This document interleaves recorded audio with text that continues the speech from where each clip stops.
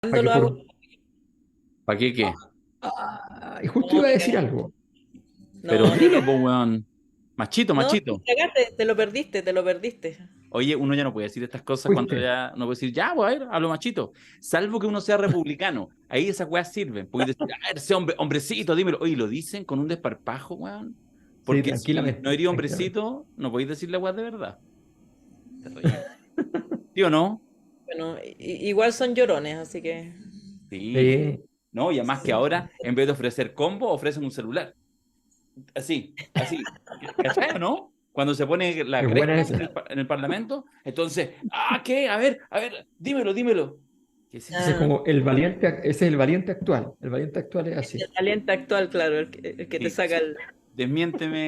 Desmiénteme, Paulsen, No, está bien. ¿cierto? A, a mí me amenazan, pero creo que ya está cada vez siendo menos importante.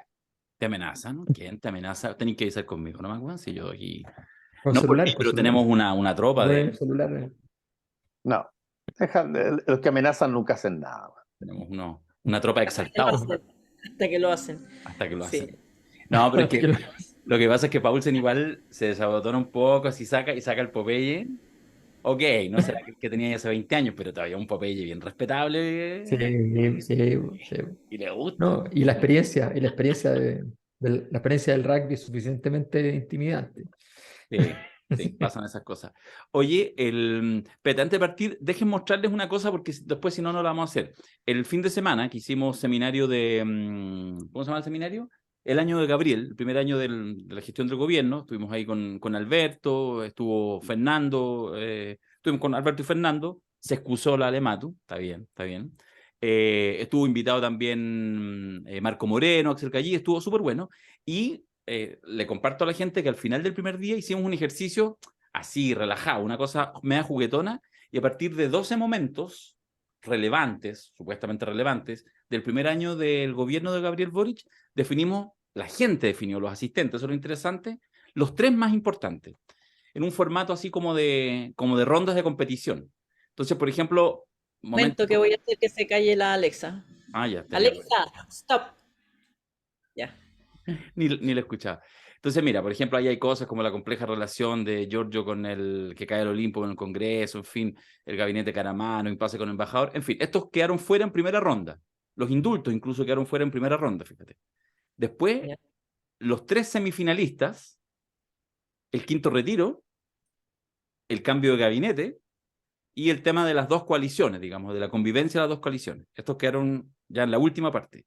Y al final, por votación del público, estos fueron los tres hechos que se definen, que tienen como perspectiva, más allá de la importancia del minuto, que definen el primer año de gobierno. Fíjate que no son tan obvios.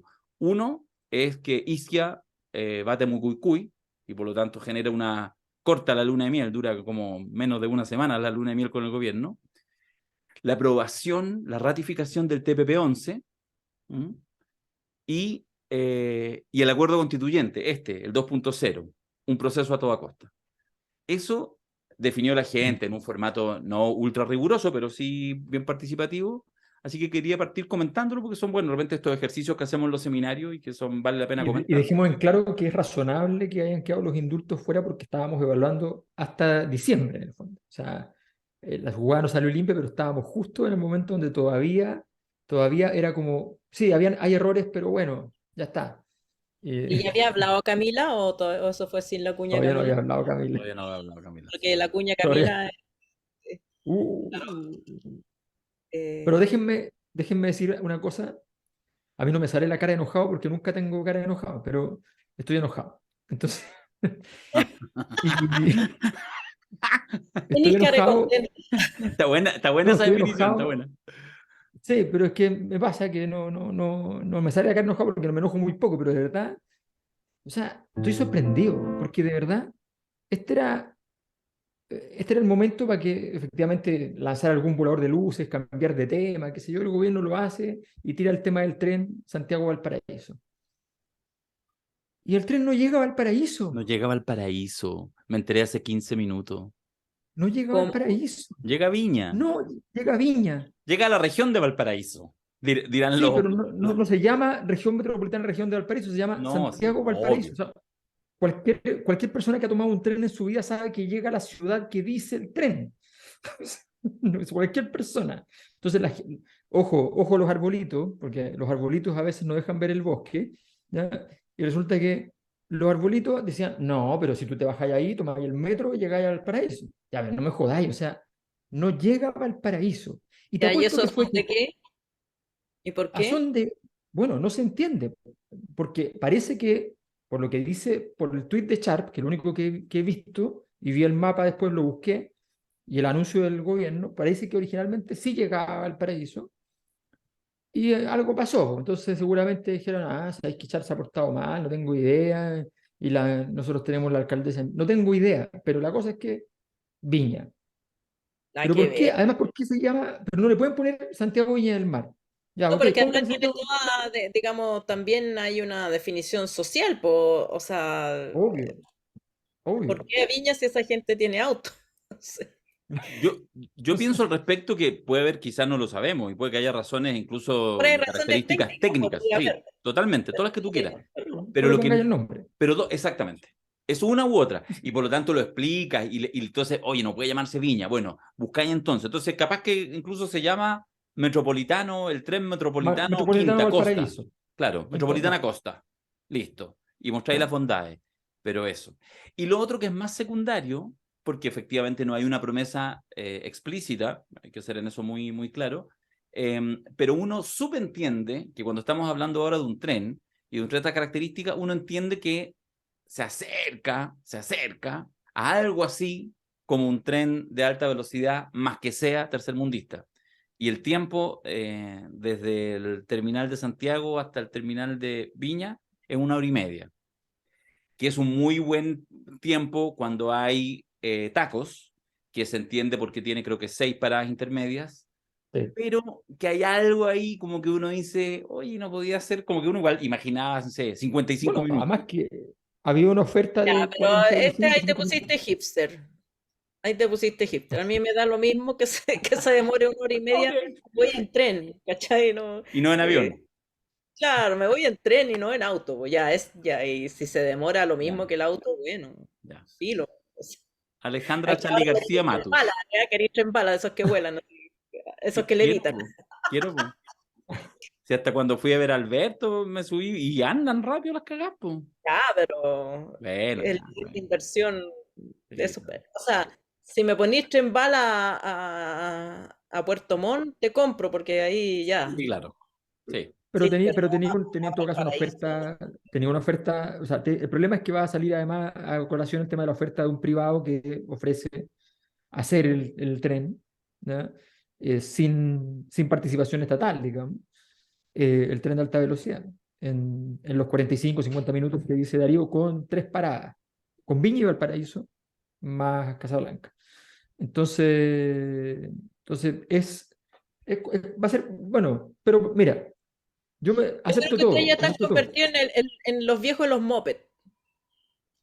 Pero no, pero No. el Sí, bueno, punto no es ese. El punto es, a mí, a mí, no, pero es que obvio que voy a decir, cuando tú te sales del estándar, de un estándar que es mundial, que es como, ya, que las cosas se llaman como se llaman y que no producen confusiones extrañas en ya, la gente. ese punto me parece aceptable. Si se llama Tren Santiago al Paraíso, la cuestión tiene que llegar al paraíso. Ya, pero si ahora te ponís exquisito y querés que la cuestión se No, pero demore sí, menos. No, pero vas a tener un problema cuando te digan, oye, la oferta de un privado de hacer el tren desde Santiago a Valparaíso, incluyendo Viña, a 4.500, 5.000 pesos en ese momento, no sé cuánto estaría hoy día la oferta.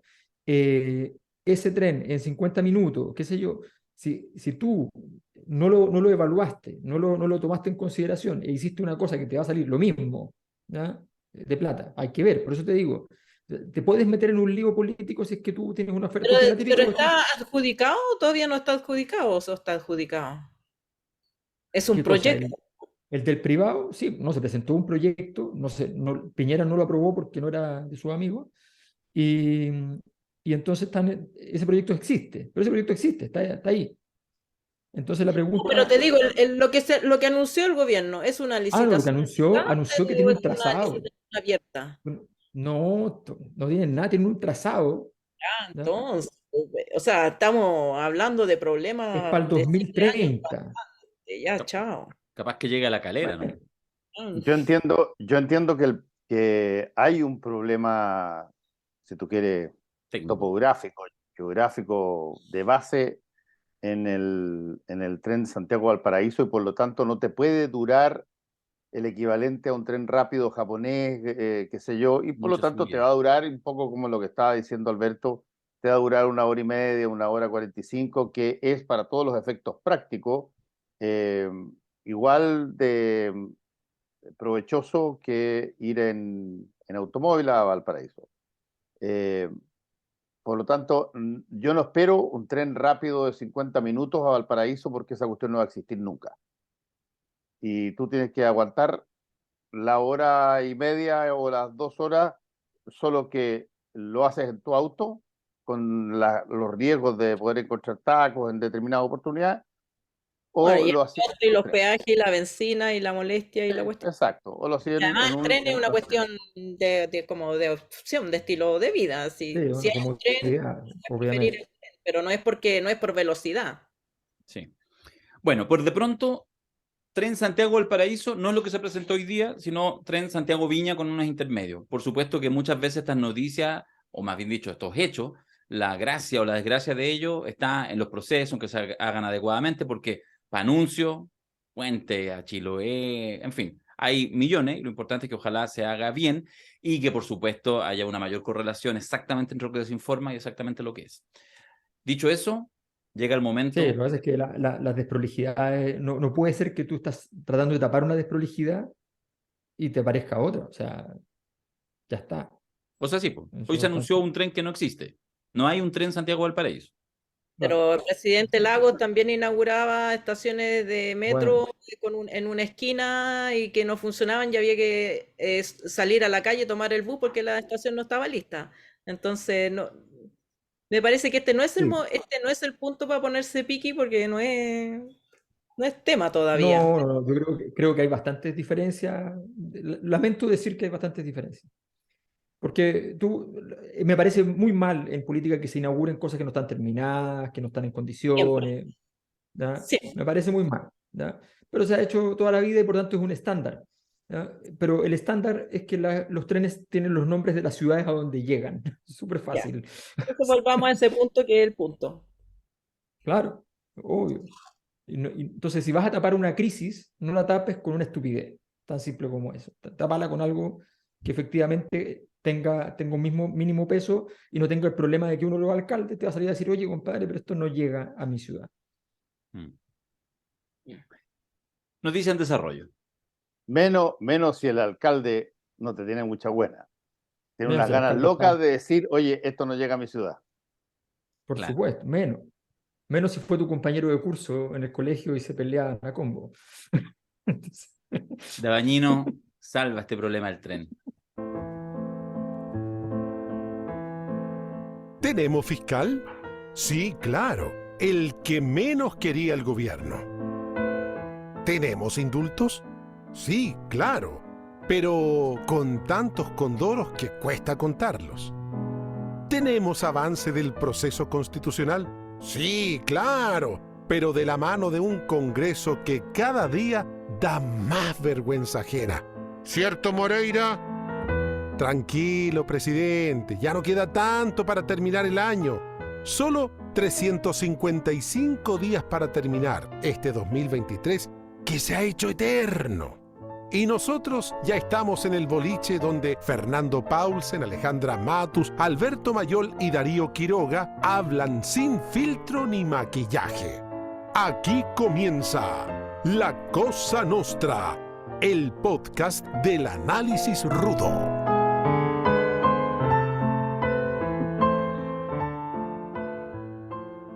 Ya, Mayol, elige tú. ¿Fiscal o indulto? No, el escándalo de la no, semana en indulto, realidad es indulto.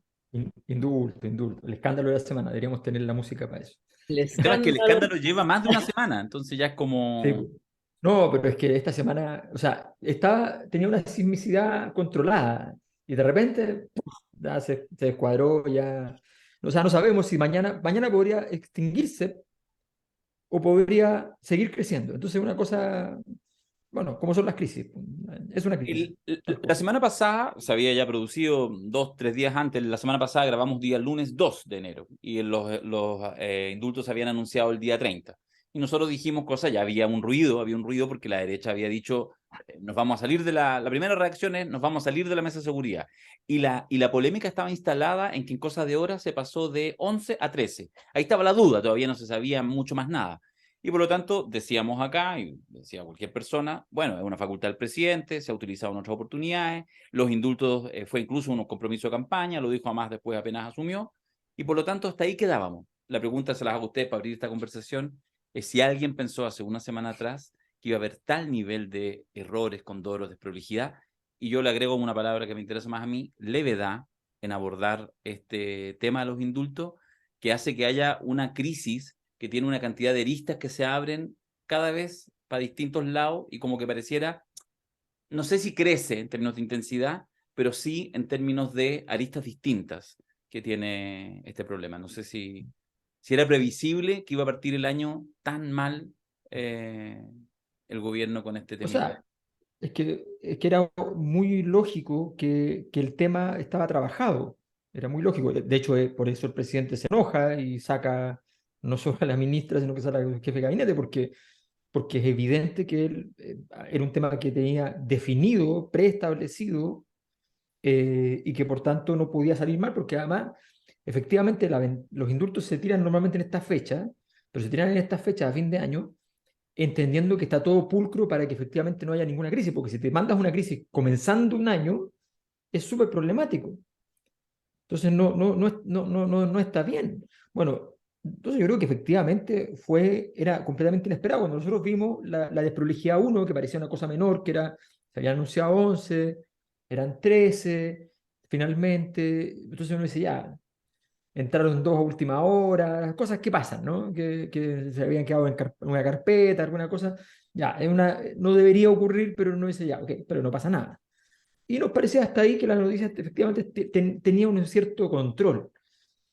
Pero cuando empiezan a decir que el problema es que llegaron de 11 a 13, porque los dos que tenían que quedar fuera de los originales 13, porque al examinar los casos no cumplían los requisitos, resulta que cuando los bajaron 2, no bajaron a esos 2, y entonces dejaron fuera a quienes sí merecían el indulto, y entonces luego tuvieron que sumar a estos 2 a última hora, comiéndose el riesgo de que alguien encontrara, que era obvio que lo iban a encontrar, a estos 2. Y luego vino, una vocería no hecha por la vocera de gobierno, hecha por la ministra del Trabajo, que no tenía mucho que ver con el tema. Luego una vocería de la vocera de gobierno diciendo que ya estaba aclarado el tema, que ya no había nada que decir. Y luego la vocería última, donde finalmente el, el, la crisis, que a mi juicio no es grande en términos de la temática, no es un tema grande, no tiene la velocidad de una crisis importante, no es esas cosas que tú dices, oye, esta cuestión avanza a una velocidad increíble y se lo come todo, pero sí tiene un problema que sí es relevante, y es que es una crisis, que es la primera crisis de todas estas que se deposita en la oficina del presidente, que ocurre en la oficina del presidente. Y eso sí es muy delicado, y eso es lo que abrió los colmillos de la derecha, que en el fondo lo que dice es, bueno, aquí el premio es súper simple. Con que haya un indultado que se revoque, ya lograron el objetivo histórico, ¿no? Nunca antes había ocurrido que se revoque. Y van a luchar por eso. Y el gobierno, como ha demostrado que las presiones le afectan, no ha dado las señales muy claras de que no se va a mover. Dijo, ya hizo Camila lo que no hay que hacer, ratificó al técnico, como se dice en el fútbol. Dijo, se ratifica que esto se queda tal como está. ¿Ya? No, no se habla, esto se hizo, ya está. Pero bueno, yo creo que es una crisis que está adquiriendo un nivel importante y todavía no sabemos a dónde va a llegar. Yo creo que el problema fundamental, más que la entidad de los problemas, es la incapacidad del gobierno de defender sus decisiones. Y digo incapacidad de gobierno y las fuerzas políticas que actúan en él, porque obviamente que no es pega del presidente. El presidente no debiera haber dado la entrevista que dio sobre Mateluna, no debiera estar hablando del tema. Y digamos, los indultos son difíciles de defender porque en el fondo tú estás indultando arbitrariamente a personas condenadas por la justicia y las estás indultando por alguna razón política que en esencia es arbitraria porque tienes que decidir a unos sí y a otros no. Y esto que se ha hecho con regularidad en el sistema político chileno tiene o alcanza este exceso de celo, diría yo, por parte de la derecha y también de los medios de comunicación, como buscar los antecedentes penales hasta la última ratio, digamos, este niño hizo la cimarra, digamos, desde ahí hasta ahí. Suponer que condenas por desórdenes públicos pueden terminar en homicidio, como en estas declaraciones digamos, tremendistas de que si este niño comete un homicidio más adelante va a estar en las manos del presidente manchadas con sangre y todo ese purismo, ese puritanismo fariseo también, porque digámoslo que Pancho Malo tiene peor antecedentes penales que cualquiera de los indultados y ahí está, digamos, gozando de buena salud y financiamiento de alguien.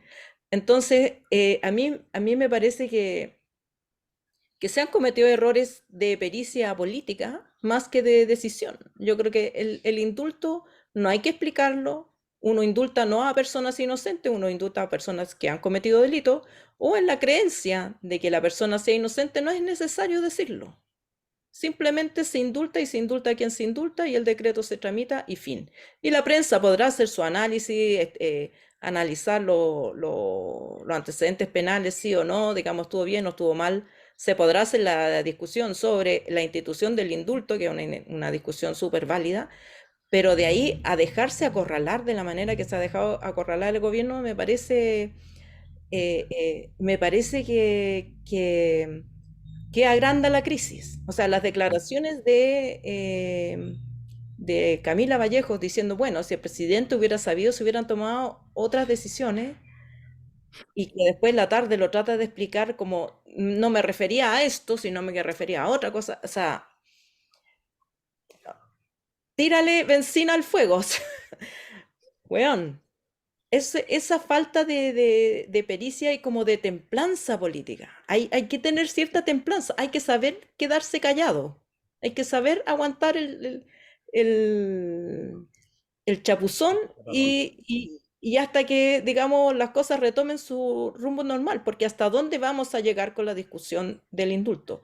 La derecha no se sale de la mesa de seguridad por el indulto, se sale porque estaba buscando una excusa para salirle y no darle la presea a Carolina Toá ni al gobierno. O sea, no hay una decisión política previa de negarle la sal y el agua y en una lógica de que ustedes nos negaron la sal y el agua cuando estaba Piñera, ahora nosotros se la vamos a negar a ustedes y fin. No hay mayor estrategia que esa. Y claro, cualquier flanco se abusa y se utiliza de manera ya que, que dan ganas de agarrarlo a todos a cachetazos, porque no hay avance de la política hacia nada, no se consigue nada y es pura pérdida de tiempo y de esfuerzo.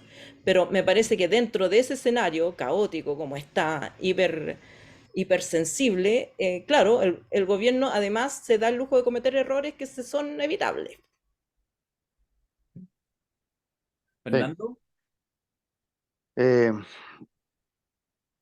A mí yo reconozco que me sorprendió toda la discusión en torno a los indultos porque los indultos han tenido pocas veces episodios, estoy hablando en la historia chilena, pocas veces episodios que están marcados por situaciones o razones políticas. Más bien, los indultos históricamente eran cosas que ocurrían en determinadas fechas, básicamente Pascua, Año Nuevo, 18 de septiembre, donde el estadista de turno generaba indultos en forma clásica después de recibir las informaciones al respecto de cada indultado por parte de Gendarmería, cómo había sido el proceso se sabía cómo era, sabía cuál era la sentencia, se sabía el comportamiento de la persona en la cárcel y se producía básicamente un hecho que no tenía que ver con sucesos políticos, tenía que ver con básicamente sucesos de delincuencia después de haber cumplido tú por lo menos la mitad de la pena o haber tenido una irreprochable conducta durante el proceso. Yo estoy entre las primeras personas que rompen con esa norma y el presidente Patricio Aylwin cuando llega genera, creo que fueron 16 indultos a básicamente periodistas que estaban condenados por fallos derivados de las fiscalías militares, la Fiscalía Naval, la Fiscalía Militar. Y en el caso mío, por ejemplo, nadie levantó un dedito y dijo, este señor no se merece el indulto, qué sé yo, acá y allá, porque se entendía que se venía de un régimen que había procesado a personas, tal cual como la Mónica González y un montón de otros, que eran, en este caso, básicamente personas que habían tenido sentencias por delitos de opinión, no por ninguna otra razón. Cuando posteriormente se empieza a hacer en el gobierno de Patricio Aylwin más adelante y después posteriormente los gobiernos que han seguido los indultos, siguen la lógica habitual de lo que era antes, es decir, el ver si es que la persona había tenido conductas irreprochables durante su estadía, si es que se había cumplido con un determinado periodo de cumplimiento de sentencia y por lo tanto, lo digo esto porque yo no me recuerdo, para ser franco, grandes alegatos ni alaracas por los indultos que a diario, o sea, que anualmente se hacían por parte de Aylwin, por parte de Lago, por parte de Bachelet y posteriormente el presidente Piñera en su primera administración. La cosa empieza a cambiar cuando empiezan a aparecer indultos por situaciones que parecían no susceptibles de indulto. Cuando empiezan a haber indultos, por ejemplo, a delitos de derechos humanos, de violaciones de derechos humanos muy altos. Y ahí hay una discusión al respecto, pero es una discusión que de alguna manera se establece en el marco del derecho al alegato o al pataleo. No es una cosa que haya llegado al Congreso o haya intentado ponerle al presidente de turno en una situación extraordinariamente incómoda por el hecho de que esto pasó. De hecho, se hicieron montones de indultos al respecto.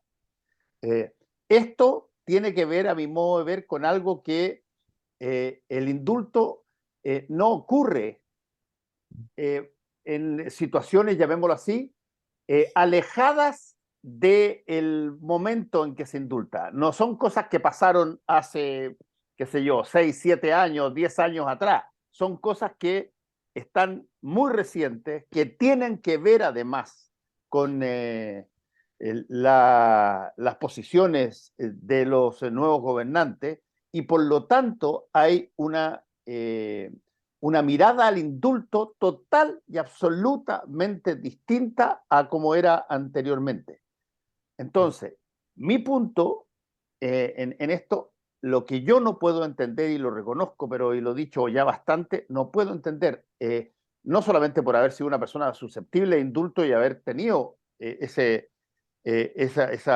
situación, sino que no puedo entender, hasta el día de hoy, no puedo entender que no se conozca en el detalle, pero más absolutamente pequeño, hasta la coma, todas las condiciones de las personas que se iban a indultar. O sea, tú esperabas que te iban a contestar, si es que no lo esperabas, entonces ya es peor. Tú esperabas que te iban a contestar de que estas personas eventualmente, por los delitos de el levantamiento en el estallido social, no tenían derecho a indulto, habían robado. Pero lo que no te podía pasar, lo que no puede pasar, porque la información está toda ahí, entera, es que tú tengas que decir, no tenía idea de que esta situación afectaba a uno de mis indultados. Eso no lo puedo entender hasta el día de hoy. Salvo que tú me digas, ¿sabéis qué? Yo sabía de Mateluna, yo sabía del Castillo, yo sabía de acá allá y lo asumo. ¿Sabéis qué? Voy adelante y Pachito ya. Pero que me digan a mí después, no tenía información acabada respecto de eso, no lo puedo entender. El presidente tiene toda la información, entera la información de las personas a las cuales van a indultar, entera a su disposición. No puede sorprenderse. Eso no lo creo. ¿Sabes qué? Me pasa en este análisis que vamos haciendo acá, que un poco me quedo con esta como perplejidad, yo creo que no alcanzan indignación, porque es como perplejidad la que señala Fernando, es como de no creer. Hay cosas como que dicen, no, pero de verdad, o sea, de verdad pasaron por una carpeta, no, estaban solamente los antecedentes de aquellas cosas del estallido, no condenas previas. ¿Por No qué? puede, No, es que, eso es imposible, no claro, puede ser. es un absurdo. No es verdad, no No es es verdad, verdad, no no es es verdad. imposible. En la carpeta de la persona con el mismo carnet de identidad y con el mismo nombre están Prontuario, todas las todo, cosas todo. que tienen que ver con los tribunales y eventualmente si es que hubo o no hubo anteriores condenas. Y fíjate que a mí me pasa, solo quiero hacer este punto, como por mi parte, por lo menos para ir cerrando el tema de los indultos, porque incluso hasta en esta cosa simbólica que llega justo a final de año y a inicio de otro, o sea, partes, así va a quedar ya sellado. ¡Pah! Ya definiste el recuento que en 12 meses más va a ser quien quiera, parte con esto, que es una cosa así, pero ya escabrosa por todas estas perplejidades. Entonces, a mí fíjate, lo que me queda como reflexión es que de alguna manera es muy simbólico de la debilidad del gobierno. O sea, porque yo creo que eso es el dolor más grande que yo creo que sucede en Palacio, que tú te das cuenta lo débil que estás, adentro y afuera. Lo débil que estás adentro, porque cometes errores inexcusables, y lo débil que estás afuera, porque efectivamente, aprovechando ese error, ese tropiezo, te pueden hundir así, pero con un dedito. Ni siquiera se despeina el enemigo para hacerte pagar un costo altísimo. Mira, y eso lo quiero asociar al tema porque yo quisiera discriminar esto. El tema de los indultos iba a obligar al gobierno a pagar costos. Y eso en sí, a mi juicio, y es opinable, estaba bien. Yo quiero decir eso, porque alguien puede decir, oye, pero, por ejemplo, Sí. hagamos ficción. 8 indultos, 6 indultos, bueno, en realidad lo mismo la cantidad. X indultos, pero pocos. Menos indultos, 5 indultos. Y aquí voy a la tesis que planteaba Lale al comienzo. 5 indultos. Y los 5 indultados, efectivamente, pero nada, ni una multa de tránsito, más allá de las cosas del estallido. Supongamos que sea así, pero de verdad, sí, súper cabros, que efectivamente el estallido, ni una cosa más, ni una condena previa, ni una cosa. Todo perfecto, se firmó bien, no hubo cambios de número, nada. Perfecto, un indulto bien hechito, súper circunscrito, etc. ¿Se habría bajado la derecha de la mesa de seguridad? Sí, se habría bajado igual. ¿Habría pagado un costo político el gobierno? Sí, lo habría pagado igual. ¿Es discutible si el gobierno debió haberse arriesgado a pagar ese costo político? Sí, es discutible. Y yo creo que es válido. Algunos incluso dicen, igual no debió haberlo hecho, debió hacerlo después de la mesa de seguridad. Creo que es un ámbito, es una discusión política súper legítima. Yo me ubico en los que dice, no, yo creo que efectivamente hay ciertas cosas en las cuales vale la pena pagar costos. Por lo tanto, aquí Obvio. valía la pena pagar ese costo, en mi visión. El punto es que se hace tan mal que entonces toda la discusión que podría estar por aquí arriba, una discusión política interesante, se cae porque hay caca en la Pero, muralla. Darío, es que, Darío, hay una cosa que a mí me parece que lo peor de todo, los errores, obviamente, es una cosa terrible porque además tienes todas las condiciones para que no ocurra. Es muy distinto ser un partido político, un movimiento. Tener estar en el Estado significa tener equipos prácticamente ilimitados para tus acciones. Si necesitas otras cosas, las puedes comprar. Entonces, por ejemplo, el caso Mateluna era complejo. Todavía es complejo. No por el tema del indulto, o sea, sí por el tema del indulto, pero es porque como fue indultado 2 veces, hay todo un tema jurídico que podría terminar siendo un problema. Es decir, dado que la condición para el indulto 1 es que no haya un nuevo delito, entonces se podría pensar que el que se extinguió fue el indulto 1, que era una cadena perpetua. Entonces, el indulto 2 no elimina el delito, al contrario, lo confirma y solamente elimina la pena. Mm, Conmuta la pena, de hecho, ni siquiera la elimina, mm. conmuta la pena. Entonces ya están los informes en derecho, ya están hechos en ese tema, con lo que se puede hacer, lo que no se puede hacer en la derecha, y van a ver si lo van a hacer, porque depende del informe en derecho.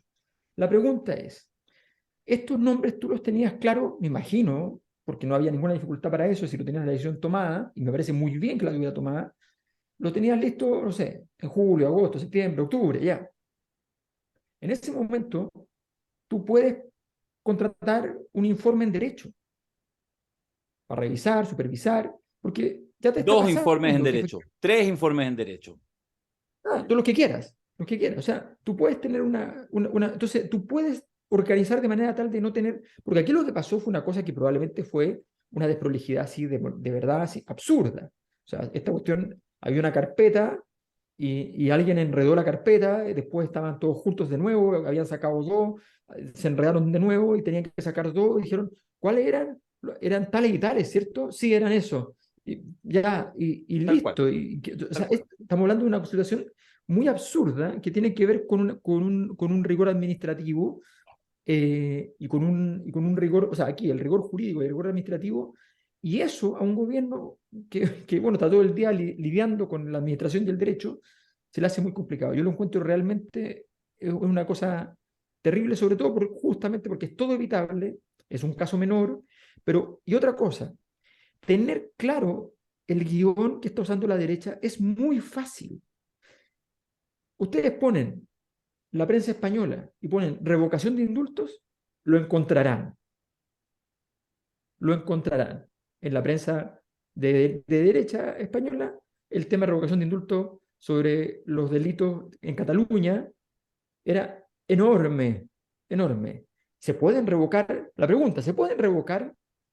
La respuesta está en la prensa española de hace un par de años.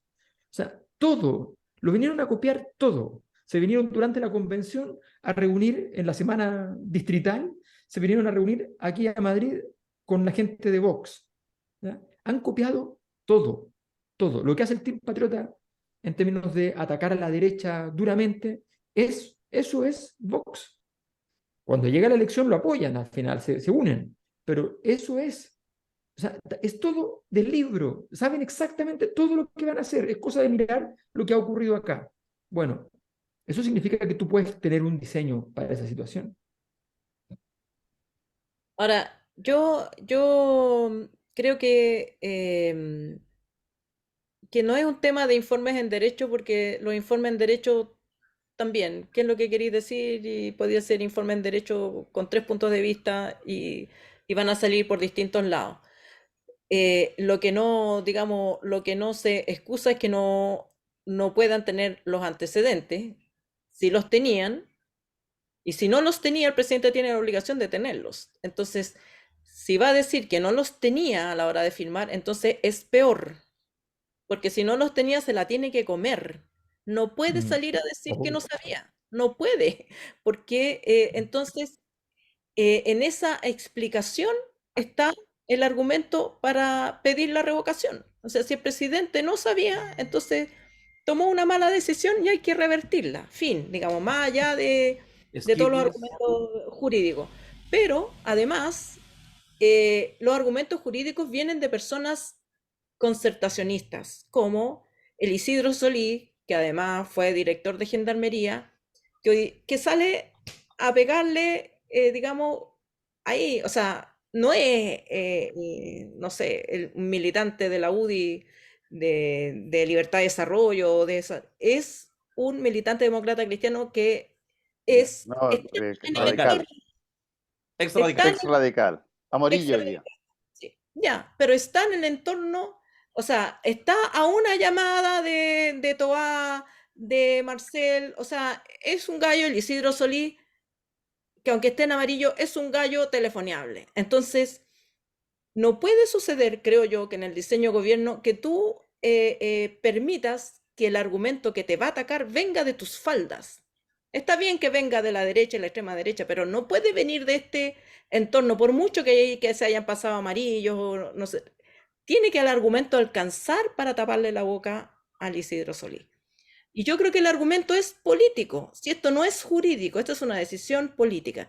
Y efectivamente, en tiempos de normalidad se han dado indultos, digamos, a personas que ni siquiera han pasado por la prensa, pero en tiempos de crisis política tienen estos momentos de tomar una decisión que representa un juicio político. Por ejemplo, el periodo que menciona Fernando. No solamente se indultaron a los 16, no sé qué, condenados por ley de seguridad del Estado, hubo una política de liberación de presos políticos, frentistas, miristas, y de todo orden, y se estableció un criterio político. Condenados por delitos violentos, pero que no fueran delitos de sangre, no asesinatos y de tal, digamos. Y esa fue la línea, pero sí liberaron a muchos presos políticos.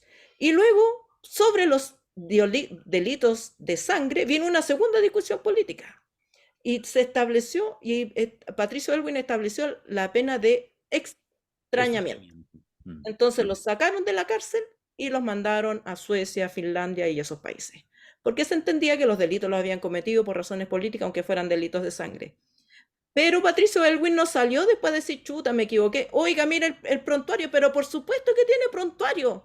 Por supuesto que si por eso lo estoy indultando por la vía política, porque por la vía legal no los van a indultar.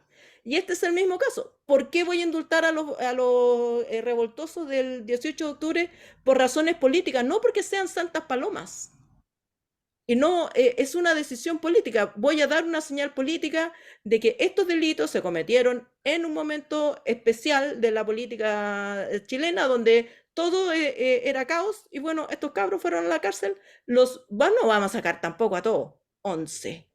11. Y por supuesto, si tú los vas a mirar, tienen antecedentes previos, porque no, no tiene ningún sentido indultar a alguien que salió digamos, de la sede de la Católica a insultar a un carabinero y luego se entró, porque ese niño ya está libre. Ese niño tuvo buen abogado, lo sacaron antes. Los que quedan presos son los que no tuvieron, no porten de ese lote. Son los que realmente son, en la definición de preso político, son presos políticos. Independientemente que no adscriban a grupos políticos, porque es un problema, porque, bueno, antes por lo menos uno sabía exactamente quién eran los presos políticos, porque cada partido sabía, los tenía numerados, habían vocería, había hasta cárcel especial. Entonces nos olvidamos de esos momentos, nos olvidamos de que estas decisiones son decisiones políticas que se toman por razones políticas y por lo tanto alguien tiene que salir a defenderlo, no el presidente, no Camila Vallejo, pero bueno, ¿dónde están los presidentes de partido? ¿Dónde están los parlamentarios? ¿Dónde están los organismos de derechos humanos? O sea, alguien tiene que defender la decisión del indulto, porque si no, claro, se produce esta debacle y ahora estamos en la juricidad. Si el argumento, si para Mateluna había que presentar no sé qué, no sé cuánto, ya, nos vamos a ir por ese lado hasta que se logre que una revocación. Solo para cerrar el tema por ahora, porque va a tener un revival. Vamos a seguir, al menos la próxima semana, seguramente viendo los inicios de la acusación constitucional contra la ex ministra de Justicia. Así que aquí va a haber revival. Pero una pregunta juguetona solo para cerrar arbitrariamente el tema. ¿Ustedes creen que en los 3 años que le quedan de gobierno a Gabriel Boric, en cualquier ámbito, este o cualquiera, va a generar un nuevo indulto? Yo creo que eso va a depender en gran medida de cómo termina esta situación actual. Ya. El indulto es una facultad privativa de la Presidencia de la República, no solamente en Chile, en muchísimos países. Es una facultad privativa que los presidentes de los países que la tienen no tienen ni una gana de no tenerla, porque eso efectivamente genera una apreciación de la ciudadanía cuando los indultos están hechos sobre la base de determinadas variables, que haya sido encarcelado o sentenciado por situaciones que no tienen que ver con crímenes y delitos de sangre o de tipo de cosas, porque el condenado haya cumplido más allá de la mitad de su condena y tenga situaciones, por ejemplo, de salud que eventualmente lo, lo desfavorezcan, pero en términos muy serios. Y desde ese punto de vista, yo creo que no quieren los presidentes no tener la facultad del indulto. Otra cosa totalmente distinta es que los indultos se hagan porque en algún momento dado tú prometiste, sin ver las fichas de cada cual, prometiste de que ibas a indultar.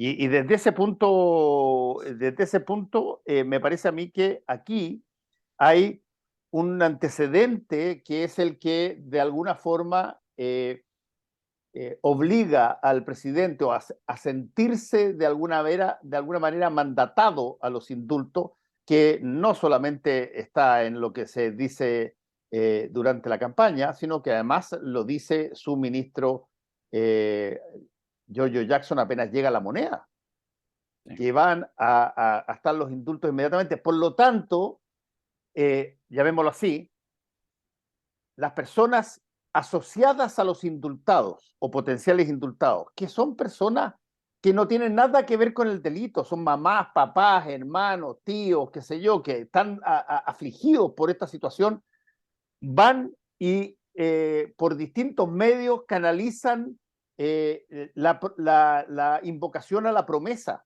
que se hace incluso después de que se llega a la moneda. Entonces, se le hace muy difícil a un presidente no hacerlo. Lo que yo insisto que no puedo entender es que no se tenga conocimiento de todas las situaciones en las cuales las personas que se van a indultar fueron parte y que después se tenga que decir de una manera realmente kafkiana que no se tenía conocimiento de determinados antecedentes.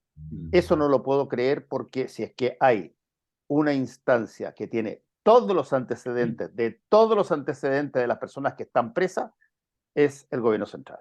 Sí. No, la pregunta que hacía, no sabemos. Tampoco es contrafáctico porque pasarán 3 años y veremos qué pasó. Yo tengo la sensación de que el gobierno no puede, voy a decir así, es que es lo que me interesa, la variable, así como esta lógica como de cuando tú estás sin poder y lo sabes y lo proyectas. Esto pasa incluso a nivel de relaciones humanas, así como de repente en grupo, cuando estáis aislados y no hay caso, preparáis los mejores chistes, llegáis con el mejor copete y no pasa nada, no movís la aguja, no te quieren, no te aceptan. Yo tengo la sensación que hay algo de eso, un poco lo digo de manera muy liviana, que pasa con el gobierno actualmente. Entonces, los indultos, o sea, yo creo que no va a poder tirar ningún otro indulto, por lo tanto, si es así, si se confirmara eso, pasaría a ser en la historia democrática post-dictadura el presidente que menos indultos firmó, pero por lejos, etcétera, y sin embargo pudiera quedar para la historia, o para la historia cercana, donde está la principal crisis. Entonces, eso es realmente dantesco, y yo siento que al gobierno se le tiende como a repetir en cosas que son incluso de repente bien mínimas, pero está la debilidad estructural en la que está instalada, no por los indultos, por lo que pasó este año pasado, porque puso como meta el triunfo del apruebo, porque no lo logró, en fin, por tantas razones que da todo un análisis de discusión. Esa debilidad estructural yo siento que es lo que, bueno, menos mal que vienen las vacaciones, ¿eh? Porque de verdad es una pésima manera, al menos de empezar el año cronológico. Ojalá que no empiece así el año real, que empieza más bien en marzo, pero en fin, hay mucha energía, hay mucho peso muerto en cada una de las decisiones que toma el gobierno. Y eso, a la larga, con el paso, yo creo, de las semanas, de los meses, además genera una fractura donde había cierta unidad y sentido colectivo. Cada vez más uno empieza a mirar, a pasar a los ministros, los subsecretarios y otras autoridades, que ya, bueno, si tienen ellos mismos un análisis crítico de lo que hace el colectivo, empezáis a salvarte solo. De hecho, parte de eso también sucedió en esta en la petite histoire asociada a las miradas distintas que había dentro del Ministerio de Justicia, dentro de la moneda, respecto a los indultos. No podría, sería mala onda si entráramos directo al tema del fiscal nacional, porque sería así como seguiríamos como la misma letanía, porque se conecta, está el gobierno ahí de fondo. Les propongo un vistazo, si la tienen, algún comentario respecto a lo que pasó en Brasil. ¿Ah? Igual me resuena lo que está pasando en Perú, que uno normalmente lo deja más olvidado, pero entremos en Brasil, porque obviamente tiene un impacto y porque además la imagen casi calcada de lo que pasó 2 años antes, en el Capitolio, las imágenes y de alguna manera esta lógica como de estrategia, de manual, Bannon, de las ultraderechas, se nos asoma ya cada vez más cercano. Ya no es el Capitolio, ahora es Brasilia, la explanada de los poderes en Brasilia. Y bueno, ya está acá en Sudamérica. ¿Cómo lo vieron? ¿Cómo han visto tanto lo que pasó, los hechos mismos, como lo posterior, la actuación de Lula? Ojo, asonada al 7º día, al 8º día de gobierno de Lula. 8º día de gobierno. O sea, si hay una cosa que no es cuidar las formas, yo creo que es eso. Yo creo que de esta crisis, en términos generales, Lula salió fortalecido porque enciende la alarma de sectores políticos que lo podrían mirar como desconfianza, porque lo consideran muy de izquierda, pero que no quieren, digamos, estas aventuras de una derecha extrema, porque es malo para los negocios al fin del día. Esa Piñera.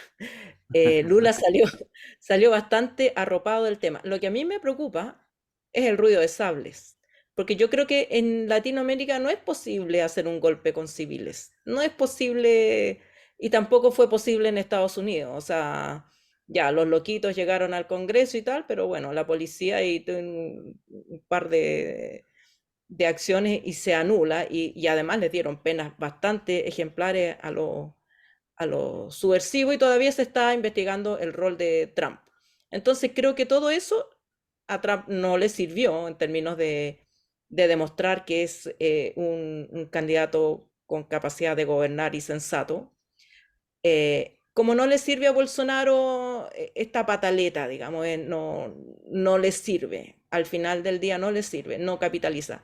Pero sí en los cuarteles brasileños, que son mucho más golpistas que los cuarteles gringos, Mm. ahí es donde está el ruido. Y eso es lo que nos debe preocupar a nosotros como chilenos también, porque yo creo que Pancho Malo y sus boys están a 3 días de imitar, digamos. Yo creo que van a saltar de los aprietes a los dirigentes de la UDI, van a pasar a invadir el Congreso o a mandarse ese tipo de numeritos.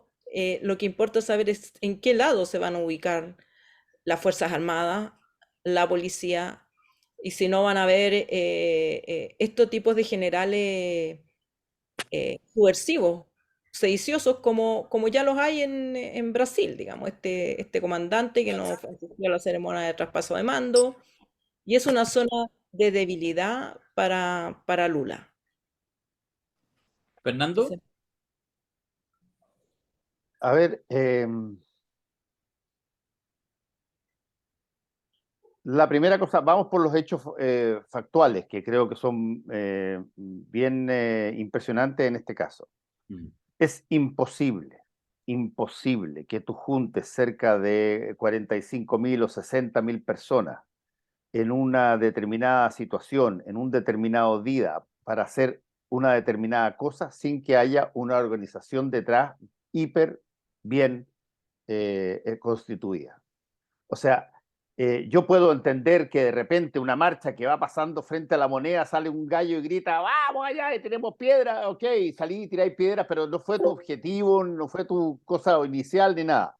Aquí se fue contra las instituciones, las 3 instituciones del Estado, con la total y absoluta intencionalidad. No había ninguna ninguna alternativa de hacer un rally gritando cosas. No, había que ir a hacer lo más cercano a lo que se hizo durante la época de Trump cuando desconoció la victoria de Biden, que fue una continuación de lo mismo.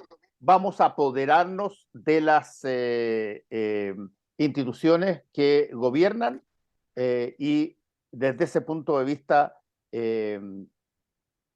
yo concuerdo con la Ale en que aquí hay que mirarlo más bien como una sonada golpista que como una mera situación de, oye, aquí estamos nosotros defendiendo a nuestro presidente Bolsonaro.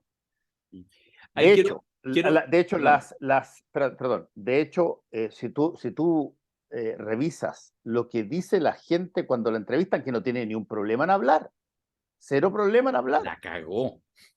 Cero problema en hablar y son extraordinariamente elocuentes y tienen, qué sé yo, muchos de ellos una cantidad de argumentos para decirlo, que algunos de ellos pueden ser perfectamente válidos, pero nadie duda de que tiene que acabarse el gobierno por una forma no democrática. Todos, en ese aspecto, no escuché a nadie que dijera, oye, hay que repetir la elección. No. Nada. Y eso en América Latina, partió también con Brasil en los 70. Y ya hay personas que en sus columnas cotidianas empezaron a hacer asociaciones. Cuando tú haces asociaciones entre tu presidente y Salvador Allende en términos de la debacle que está pasando, tú lo que estás haciendo es diciendo, mire, asemeje eso a esto otro y eventualmente vamos a tener que pedir el mismo método. Eso ya se hizo ya en columna. Cuando tú dices, mira, el presidente de Chile está más cercano a su amigo o a su ídolo Che Guevara que al presidente Elwin, lo que tú estás diciendo ahí estás metiendo un frame, un concepto, un marco conceptual que tiene que ver con, oye, esto dejó de ser democrático y por lo tanto necesita una solución no democrática. Y es lo mismo que decían las personas en Brasil. A mí lo que más me sorprendió, yo escuchaba a los brasileños hablar después de esta cuestión, ninguno dijo que había que repetir la elección. Todos decían que el que tenía Lula tenía que salir. Se quedó pegado. Estamos en el día. El día de los pegoteos. Estamos en el día. Ya, no, pero no se va a caer. ¿Va a volver? No, parece que se va a caer. Ya, voy a retomar. Vamos a suponer que estaba de alguna manera cerrando la idea. Escúchame, no sé qué, porque no lo veo que se cae. Entonces, como que puede volver en cualquier instante. Este es el momento de la precariedad. Yo creo que hay una. No quiero ponerme conspiranoico como los bolsonaristas, pero se cayó Mayol, ahora está con el celular, se cayó Fernando. ¿Qué pretenden? ¿Acallarnos? Sí. Oye, mira, ¿sabes que ayer, Ale, te lo cuento a ti, se lo contaba a Fernando, en realidad se lo cuento a todos los amigos y amigas que están en la Cosa Nostra? Los lunes, ustedes ya saben, hacemos el aprendiz, el taller que hacemos con Alberto. Y fue bien interesante la conversación y por eso además te lo bandejeo mayor para que profundices en eso, porque yo creo que una de las cosas, estaba entregando toda la dimensión, digamos, de la ultraderecha, Fernando, y también toda la dimensión, que yo creo que el foco más importante, de cómo van corriendo el cerco. Esto que dice Fernando, esta transparencia de los militantes de base, decir, no, que repetir elecciones, no, que lleguen los militares y pongan la cosa, porque a eso está patria, Dios, la bandera y todo lo que corresponde. Entonces, eso efectivamente es todo un fenómeno, correr el cerco. Y ahí vemos después en la CEP cómo baja la adhesión a la democracia y todo. Pero la otra dimensión que yo creo que también es bien importante y que tiene mucho más que ver incluso con la lógica de las pedagogías del poder, que intentamos siempre aquí en la Cosa Nostra jugar con esa idea, es algo que, insisto, ayer en el taller del aprendiz exponía Alberto y lo conversábamos con los asistentes, esto de cómo actúa el gobierno de Lula, porque ahí puede haber una cierta cosa media contraintuitiva, que es la siguiente. Tú tomas la decisión, yo Lula, de se provocan hechos graves, y por lo tanto uno podría tomar la decisión desde el poder de incluso no digo magnificarlo, pero que se muestre todo y hablar de intento de golpe de Estado, etcétera, porque en el fondo después les queréis pasar por encima. Pero eso tiene una pequeña fractura, y es que te muestras en debilidad. Un gobierno de Lula que le pasa algo como esto, independiente que haya otras responsabilidades, el gobernador de Brasilia que igual está pagando costos y otra gente, pero bueno, es el séptimo día, octavo día de gobierno del presidente de uno de los países más poderosos del mundo, que un grupo de exaltados, de unos pocos miles de exaltados, le ponen en jaque los tres poderes del Estado. Entonces, ahí hay una cosa que también es interesante de analizar de cómo ha sido la respuesta del gobierno brasileño para darle la adecuada gravedad, pero no exponerse ni ponerse en debilidad. Y yo creo que eso es una lección, a propósito que hablamos muchas veces de la fragilidad de las democracias, que también es importante hacer. Alberto, desde el celular. Sí, efectivamente, ayer trabajábamos esto y mostrábamos que la demostración, la presunta demostración de poder por parte de Bolsonaro, en rigor no lo es. Y que el problema es que es una inyección importante de energía que puede generar que al otro lado del mesón, en sus rivales, se cometa el error de otorgarle ese poder que no lo tiene. Voy a explicar por qué no lo tiene y por qué ayer lo trabajamos. Primero, esta es la réplica, como se dijo, pero la réplica exacta del diseño de Trump. Es la réplica, pero completamente exacta. Estamos hablando de que el evento de Donald Trump fue el 5 de enero del 2021, ¿ya? Y esto ocurrió el 8 de enero del 2023. O sea, eligieron la misma fecha, época del año, ¿ya? Eh, Hicieron exactamente lo mismo. Y lo curioso de esto, y obviamente tiene una pretensión desestabilizadora, y obviamente tiene un vínculo posible con el resto de la población, que es una protesta radical contra una institucionalidad que en general en todo el mundo está siendo vista como decadente. Entonces, en ese sentido, tiene algún peso. Pero ¿cuál es el punto? Resulta que a Donald Trump no le funcionó. No le funcionó. Eh, de hecho, para Donald Trump, esto fue eh, técnicamente es un error. Le significó terminar de perder su relación con el sistema de medios de comunicación. Le significó tener que, de hecho, se tuvo que salir de su red social favorita, lo sacaron, ¿ya? Eh, y nunca más ya no quiso volver porque armó su propia red social, pero es una cosa endogámica, no pelea, digamos, no tiene relación política conflictiva. Eh, es además una acción que lo puso en una situación judicial potencial compleja, donde se ha investigado y se ha investigado y se ha investigado y le han sacado papelitos y qué sé yo, para poder revisar algunas vinculaciones potenciales. eh, y ha estado entonces sometido a un... Y obviamente no logró desestabilizar el gobierno de Biden. El gobierno de Biden, los problemas que ha tenido no tienen nada que ver en absoluto con esta situación. No hay nada del gobierno de Biden que haya tenido problemas por esto.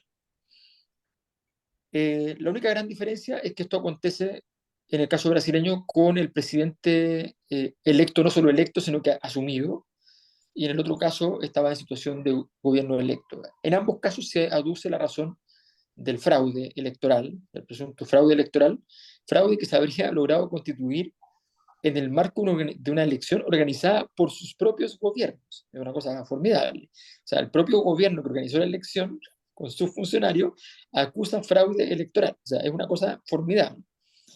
Bueno, toda esta estupidez tiene una sola condición y donde obviamente, o sea, perdón, pero obviamente no hay un intento de golpe de Estado. Es un esfuerzo de desestabilización, es un esfuerzo de deslegitimación, es un esfuerzo irritativo, es un esfuerzo de producirle olas al gobierno entrante, todo lo que ustedes quieran. Si alguien se imaginaba seriamente que esto podía conducir a un acto de golpe, no es así, no es así. Los golpes son y lo trabajamos también ayer, con los tipos de golpe.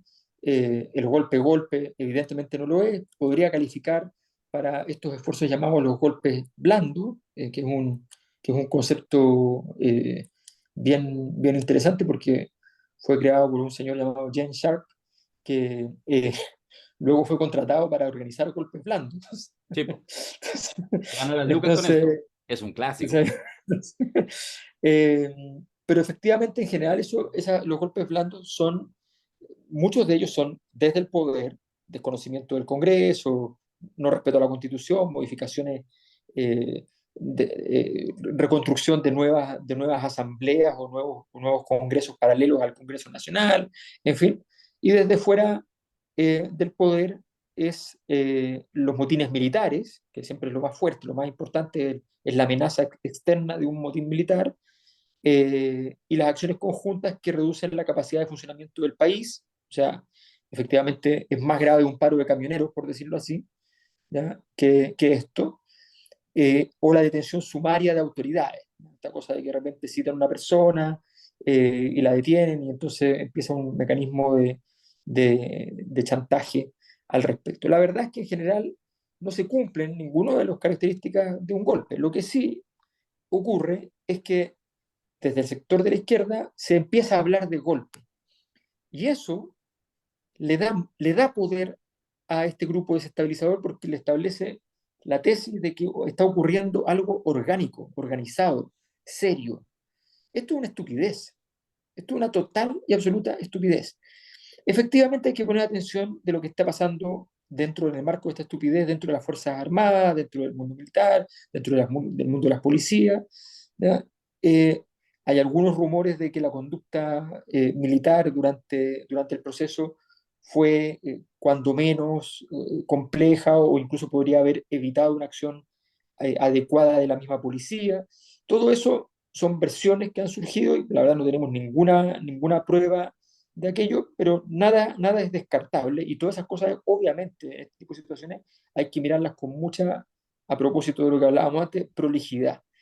Pero, ojo, esto no es un golpe, no es un diseño de golpe, es una estupidez y, de hecho, el presidente Lula no ha dicho nunca que esto es un golpe, que es un intento de golpe, ni nada parecido.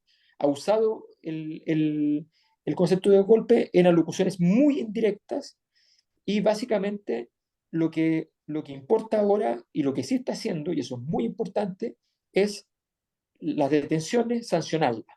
O sea, que las personas que se metieron en el entuerto, en el lío y fueron a ayudar a hacer esta jugada bolsonarista, están quedando detenidas, se les van a aplicar importantes penas.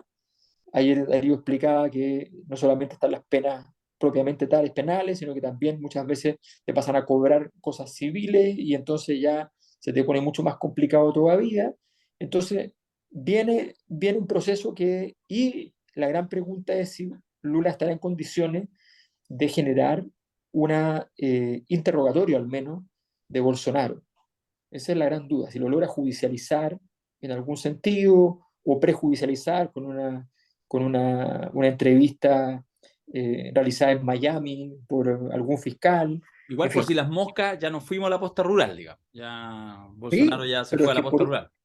porque tiene claro que efectivamente es una posibilidad. Sí, sí. Así que, al igual que Kristen, le empezó a oler la guatita.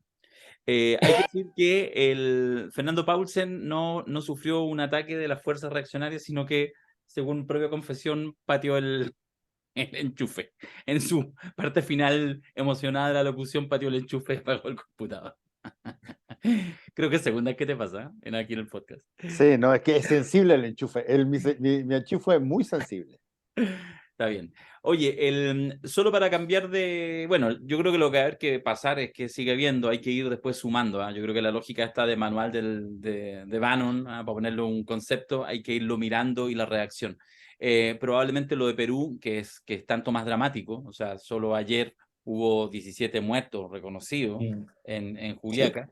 Se suman creo que eran 39 que ya estaban contabilizados desde que el 7 de diciembre destituyeron a Pedro Castillo, una situación que se hace ya súper insostenible para la presidenta, cero legitimidad. Pero claro, hay una crisis política ya estructural de los últimos años, se suma ahora una crisis social, pero que en realidad cuesta incluso meterle carne para el análisis, porque en realidad pareciera ser, digamos, que no hay como dónde tú te afirmas, digamos, más allá de develar la crisis estructural que los propios peruanos saben que la están viviendo hace años atrás, con una lógica parlamentaria absurda, donde el Parlamento puede todos los días, si quiere, votar a presidente, y así lo ha hecho en los últimos años, de manera permanente. Entonces, es muy dantesco, es muy terrible desde el punto de vista humano, cuesta, por lo menos a la distancia, lo digo yo, no sé si alguien tiene algún matiz ahí, entrar en un análisis un poco más profundo, digamos, en términos políticos. No, yo quiero hacer un hincapié de algo que dije antes de que le pegara el chute al enchufe, que en América Latina y sobre todo en América del Sur, las cosas han pasado en cadena.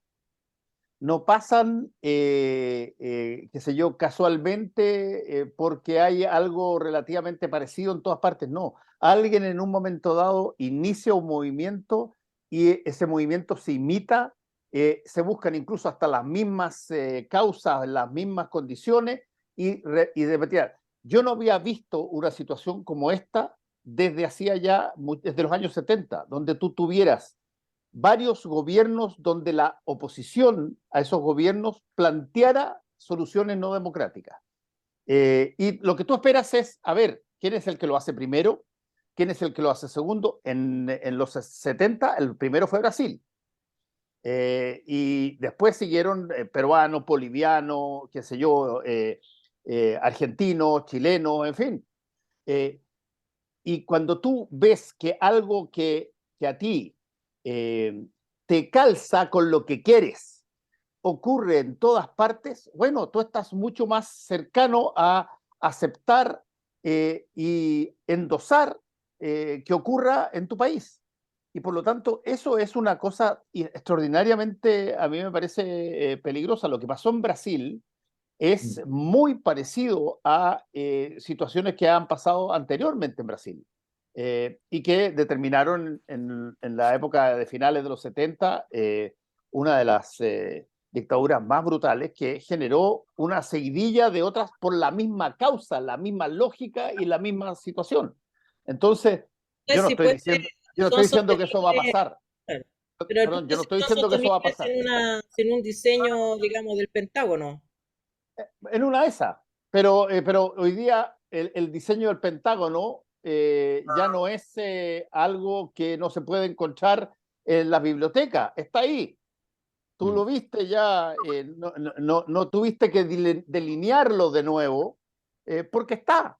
El concepto de la seguridad nacional, el concepto de hoy día con otros matices, o sea, si tú quieres armar incluso en términos artificiales, argumentos para tratar de bypassear la democracia en América Latina, es súper fácil de hacer. Sí. Es súper fácil de hacer. Si el problema es que tienen que las instituciones de esos países tienen que consolidar esa institucionalidad de tal forma que tengan capacidad de defenderla. La generación que hoy día pide golpe en Brasil no es la misma generación que pidió golpe el año 64, 65. Es otra generación. Eran los pendejos de entonces o quizás no habían nacido.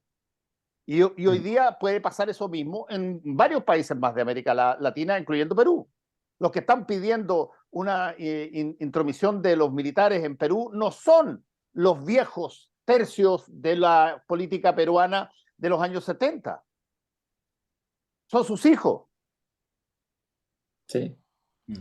Oye, pero fíjate, disculpa Darío, lo que pasa es que yo creo que es súper interesante examinar esa hipótesis. No lo vamos a hacer ahora con detalle, pero podríamos ir haciéndolo durante el tiempo. Pero solamente decir lo siguiente. Hoy día, primero, el Pentágono, la CIA, las cosas serias de Estados Unidos, no mayor. No se va a empezar a hablar de la CIA, el FBI y todo. Esto es como un capítulo de Homeland. Es muy Claro. raro esto, ¿ah? Es No. muy raro esto. Muy raro, esto es muy raro. También pateó el enchufe. Pateó el Pateó el enchufe. enchufe, se echó para atrás. Yo lo vi que se echó para atrás. Ya. Y ahí quedó el análisis conspira. La gente se indignaba diciendo, pero Darío, tú lo dejaste detenido, ¿qué te pasó? No, se dejó detenido solo. Ya, lo vamos a dejar ahí se cayó. Ya, va a volver en algún minuto. Ya, cagó, Ah, si quiere retomar con el comentario, cagó. Ya, yo voy a aprovechar la pausa porque nos vamos a ir a los pocos minutos que nos quedan para dar una pequeña vuelta con el tema del fiscal nacional, que es como el final de la teleserie. Volvió el CIA. Perdón, ya, perdón. dale, Dale, 30 segundos, ya, volviste rápido, solo por eso. 30 segundos, ok. Mira, CIA, lo quedaste que, pegado lo único justo que en digo, CIA. ya, no, yo decía simplemente que hoy día el escenario es un escenario distinto en el sentido que no es el carácter orgánico. Hoy día en todo el mundo, esto no pasa solamente acá, en todo el mundo aquellas cosas que antes eran serias, hoy día son parte del mercado. O sea, tú querés comprar una bomba atómica, la podés comprar. Se puede comprar esa cuestión. Te va a costar, pero puedes comprarla. ¿Quieres alguien que organizó golpes de Estado en la América Latina? Puedes contratarlo. Así es. No necesariamente esto está organizado orgánicamente. Esto es bien importante porque Estados Unidos, por ejemplo, un ataque a Brasil sí tiene sentido, porque Brasil pertenece a los BRICS. BRICS. Entonces, tiene sentido. A Perú tiene sentido porque son países que tienen dentro de la órbita ruso-china, están bien involucrados. Entonces, tiene sentido. Pero si uno pensara que eso lo está haciendo con lógica Estados Unidos, habría corrido a darle todo el apoyo, por ejemplo, y plata y todo a Chile, por ejemplo, porque para marcar la diferencia, ¿no? Este es el camino y no este otro. Y no lo ha hecho. Entonces, uno dice, no parece haber un acto orgánico en ese sentido. ¿No? Si es un acto orgánico es bien estúpido, porque uno tiene que dar zanahoria y garrote, no solo garrote. Entonces falta lógica, pero yo creo que vale la pena examinar eso, vale la pena examinarlo con detalle e ir viendo cómo se va moviendo esto, porque hay un escenario geopolítico que vale la pena en ese sentido examinar. América Latina es un botín importante en la disputa global actual. Este fin de semana es el último seminario de la temporada, que es este, ¿ya? Siempre terminamos, es una tradición, terminamos el año lectivo con este seminario docente de la Cosa Nostra, las 50 leyes del poder en el Padrino, aplicadas y actualizadas. No aumentadas, porque no sería ya un desastre, solamente aplicadas y actualizadas, con aquí los humildes servidores y con el villano invitado, que lo invitamos en esta oportunidad, Mirko Macari, que va a estar acompañando la exposición de las leyes. Si a la tercera vez que diga la palabra líquido, se le cae el Zoom, porque aquí este seminario no es líquido, este es sólido, ¿ya? Así como para que estemos claritos. Pero él va a tratar de meter ahí sus cosas raras, vamos a ver si lo consigue. Y al final de la jornada, como corresponde, vamos a tener esto, y ahí vamos a estar en pleno, vamos a estar los 5 por primera vez en un contexto como este. Vamos a estar haciendo los Padrino Awards. La Vale va a decir de nuevo, no, Ale, lo que pasa es que estos son los de fin de año. Estos son los acumulados. La Ale pensaba que los del Teatro Seina eran los acumulados. No, son estos, ¿ya? Los del Teatro Seina, ¿qué fueron? Fueron un No fue calentamiento. Por eso no hubo Don Es que Vito. no se dio el Vito, si lo importante es que ahí no se dio el Vito. No se dio el Vito. Sí. Entonces, ¿quién se llevará el Don Vito del año? ¿Quién ha hecho méritos para ser Fredo? Esas son varias preguntas. Así que eso queda pendiente. Seminarios lacosanostra.cl si quieren participar. Este viernes y sábado vamos a hacer el último seminario. Ya vamos cerrando la temporada de La Cosa Nostra. Ahí está justamente con sus 2 triunfos, que los muestra socarronamente Fernando Paulsen. Porque él se que ganó también 2. tengo 2, ¿ok? Sí. Sí, Y la Ale tenemos también 2. tiene 2. Pero Y... los perdí en un carrete. ¿Cuál Servando Jordán? ¡Qué buena! ¡Qué buena! Ya, lo de Servando Jordán me da el paso justo para hablar del fiscal nacional, porque estáis por ahí, digamos. Claro, ahí estamos en el... Ya, yo voy a hacer el titular. A ver. Irónico, se darán cuenta. Y ustedes verán cómo me lo interpretan. La tercera fue la vencida, por fin, después de tantos problemas para el gobierno, un triunfo para el gobierno. Finalmente llegaron con Ángel Valencia tomado de la mano, como un niño en su primer día en el colegio, entraron al Congreso, dio bien la prueba de admisión y finalmente, medios apuraditos, porque Moreira tenía un matrimonio, votaron finalmente, igual no le hicieron tan apurado, para desgracia a Moreira, que llegó tarde, al matrimonio y votaron, y Ángel Valencia, en una incógnita que había ayer entre los periodistas, yo no sé a son de qué, porque era obvio que estaba listo, se mandó el triunfo con 40 votos, un par de abstenciones ahí, 3 abstenciones, no, 6 abstenciones, 3 votos en contra, pero con una mayoría importante, necesitaba 33 votos, sacó 40, y es el nuevo fiscal nacional, Ángel Valencia. ¿Triunfo para el gobierno o no? Yo creo que más allá de pera y manzana, hay que considerar el triunfo según el contexto relativo. Primero, este gobierno nunca tuvo candidato fiscal nacional, así que nunca hubo un candidato. No es que se hayan perdido, el gobierno haya perdido su candidato o candidata, pero después de 2 rechazos del Senado, un tercer rechazo anunciaba la hecatombe. Y yo creo que fue un acto de sensatez de todos, no solamente el gobierno, porque igual necesitaban votos en su coalición que se podrían haber perdido fácilmente. Habían hartos argumentos ahí dando vuelta para quitarle el piso entre los propios. Y la derecha podría haberse dado otro gustito más, pero creo que ¿cómo se llama? Prevaleció la sensatez, sobre todo porque ya se había abierto este otro flanco que había para darle al gobierno por acá, entonces ya soltemos al fiscal. Dentro de todo, creo que no había en vista, es que si se rechazaba Valencia, no había en vista otro candidato que viniera después que pudiera concitar 33 votos. El mejor candidato o candidata de la izquierda hubiera sacado 10, 12 votos, el mejor o mejor candidato a la derecha hubiera sacado 10, 12 votos, no había nadie en tabla, digamos, que pudiera concitar y hubiera sido, digamos, me parece a mí, una crisis institucional severa. Y ya, la institución, este es el candidato que permite y es el candidato que afortunadamente creo para dar una señal de cierta estabilidad fue electo. Discrepo, pero A ver, dale, dale, dale. ¿En Pero no, dale, qué dale, discrepáis? ya, aquí, ¿En qué dale, discrepáis? dale. sí, fíjate que, mira, discrepo, no, así no me corto las venas, porque creo que es un punto súper razonable el camino lógico que tú haces. Yo tengo un camino lógico distinto. Yo diría que la victoria de ayer no solo no es victoria ni pírrica. Fíjate que yo termina siendo de alguna manera algo parecido a una derrota. Porque si ibas, o sea, a ver, Ángel Valencia era, todo el mundo lo dijo desde el comienzo, el candidato con el millón de amigos. Por lo tanto, lo más probable es que Ángel Valencia a la primera hubiera quedado igual, porque tenía el apoyo básicamente bien importante de la derecha, por razones más bien ideológicas, pero él había cultivado una serie de relaciones, no me parece nada terrible, con gran parte del espectro político. O sea, además de la cosa media anecdótica, pero igual intensa, como ser padrinos del hijo de Elizalde, pero era más que eso.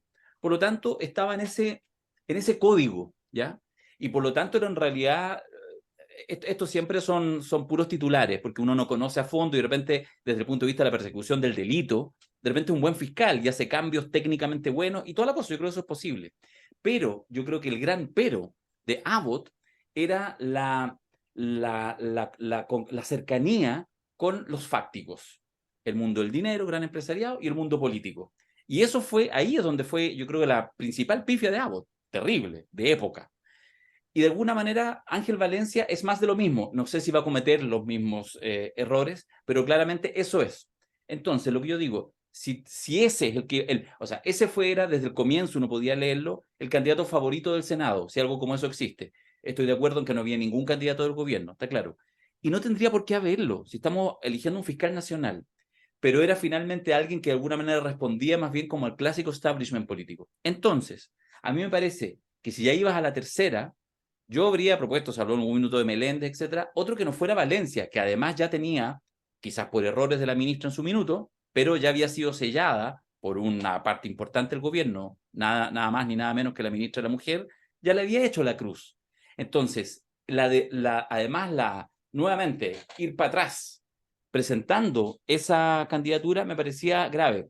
Y aquí sí me lanzo un contrafáctico total. Yo creo que si tú hubieras presentado un candidato y por tercera vez te lo hubiera rechazado el Senado, por supuesto que algo te mancha. Pero también, cada vez más, porque ya iba un poquito la reflexión hacia allá, ya con con la derrota de Marta Herrera, ya algo se había dicho, todavía tibio. Bueno, ¿qué pasa aquí entre los otros dos poderes del Estado? Entre el legislativo, el Senado, y el Poder Judicial. ¿Qué pasa? Que estos nombres que tienen principio de excelencia, porque por algo están en la esquina, no califican para el Senado, siendo que efectivamente ninguno de ellos era claramente, no es que fuera el candidato, no es que fuera, no sé, la compañera Pati Muñoz, para ponerlo en esos términos. No, eran candidatos que no eran cercanos al gobierno, ni Morales, ni tampoco Herrera. Entonces, fíjate que yo tengo la sensación de que incluso ayer una derrota, de hecho, si hubiera sido la derrota con Valencia, que era imposible, era obvio que iba a ser aprobado, en realidad el problema ya no se le radicaba tanto al gobierno, sino más bien a este otro ámbito. Entonces, siento que el momento de este triunfo del candidato fiscal nacional al gobierno no le deja nada. Y vuelvo con... Al gobierno le deja gobernabilidad y que yo creo que es bastante en este escenario actual, porque tienes que hacerte cargo de la institucionalidad. La institucionalidad te exige tener a alguien que tenga el 70% de los votos del Senado. Esa es la institucionalidad y eso diseña el candidato. Tú no puedes llevar a un candidato que, por ejemplo, vaya a decir, mi primera prioridad es perseguir los delitos de cuello blanco. Porque no va a pasar. No va a tener el 70% de los candidatos, de los de votos. los votos. Entonces, en el que te marca el camino ahí es en este contexto. ¿Quién tiene, o sea, conseguir que te aprueben el candidato ya es un triunfo de gobernabilidad, no de política, porque tú no puedes hacer política con esta institucionalidad y volvemos al tema del diseño constitucional y toda la cuestión. Pero no está el horno para bollos, no tenías institucionalidad para poner otro candidato o otra candidata. Y te aseguro que había candidatos peores. Había candidatos peores porque ya, después que te rechazan al tercero, vienen los candidatos de los operadores, los que van a comer con este, los que van a comer. Dentro de todo, Valencia no tuvo que ir a comer con Girardi. Es distinto a Abbott, porque es un hijo de la élite. Él no necesita ir a comprometerse con nadie. Es distinto al otro que son un poquito más aspiracionales, que tienen que, puta, entregar todo y poner ahí cheque en garantía. Este no, se dejó elegir nomás. Y claro, al final no se pueden esperar grandes cosas, pero una gran cosa me parece a mí es que no es el delfín de Abbott. Y eso ya me parece bueno, Exacto. dentro de lo malo. Sí, Sí, estoy... sí. Sí, es que solo 15 segundos. Está bien, pero con ese mismo razonamiento que hubiera sido el candidato 1 el candidato 2, porque en el fondo con todo lo que pasó antes, eso es lo que quiero decir, no fuiste consistente, dejaste herida a tu propia tribu. Solo dos cosas. Hoy había unas declaraciones de diputados oficialistas diciendo, parece que en realidad debiera haber como algún ajuste de gabinete, se planteó. Y una notita de La Tercera de hace algunas horas atrás diciendo algo así como, ¿en qué queda Antonia Orellana después del tema del fiscal? Van por ella. Entonces lo que quiero decir es que... Tuviste que despacharte a la ministra de Justicia y a tu jefe de gabinete. Tienes problemas mucho más graves. Bueno, pero por eso. Por eso, en alguna parte tenés que descansar. De algo tienes que descansar. Bien. Sigo todo tu argumento por Valencia y listo, le ponemos el dedo para arriba. Pero siento que en el timing no termina siendo algo que ayuda a detener el sangrado. Sigue. Esa es mi tesis, más allá de Valencia. Pero bueno, no hablo más. Hago un comentario nerd. ¿Ya? Cuando uno dice el dedito para arriba, significa que lo mataban. Verdad. Dedito para arriba para Valencia. No fiscal, no fiscal. Claro, el dedito para abajo es que no lo mataban y el dedito para arriba era que sí lo mataban. Era lo bueno. Entonces la gente hace Y se desea mal a sí mismo. Me conviene que me tenga bueno en general los fiscales. Yo he estado varias veces en la fiscalía y no contento, así que mejor...